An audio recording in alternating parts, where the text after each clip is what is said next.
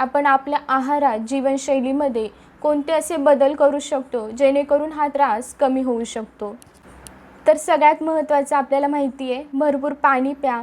दिवसातून किमान 3 ते 4 लिटर पाणी पिणं गरजेचं आहे.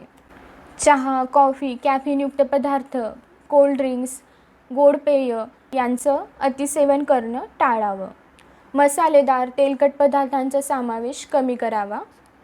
रोजच्या आहारात फायबरचा समावेश भरपूर प्रमाणात करावा. यामध्ये तुम्ही वेगवेगळ्या उसळी, डाळी, कडधान्य, धान्य यांचा समावेश करावा. या व्यतिरिक्त फळांचा समावेश करावा. यामध्ये तुम्ही पपई, पेरू, अननस, संत्री, केळी अशा काही फळांचा समावेश करावा. भरपूर भाज्या खाव्यात. काकडी, टोमॅटो, गाजर, हिरव्या पालेभाज्या अशा अनेक भाज्यांचा समावेश रोजच्या आहारात करणं गरजेचं आहे. मैद्याचे पदार्थ खाणे टाळावे. या व्यतिरिक्त तुम्ही मनुक्यांचं सेवन करू शकता. रात्रभर पाण्यात मनुके भिजवून ठेवा आणि सकाळी त्याचं सेवन तुम्ही करू शकता. शारीरिक हालचाल, व्यायाम याकडे लक्ष देणं तितकंच महत्त्वाचं आहे. जर तुम्ही टॉयलेटमध्ये मोबाईल वापरत असाल, न्यूजपेपर वाचत असाल तर ती सवय तुम्ही मोडली पाहिजे.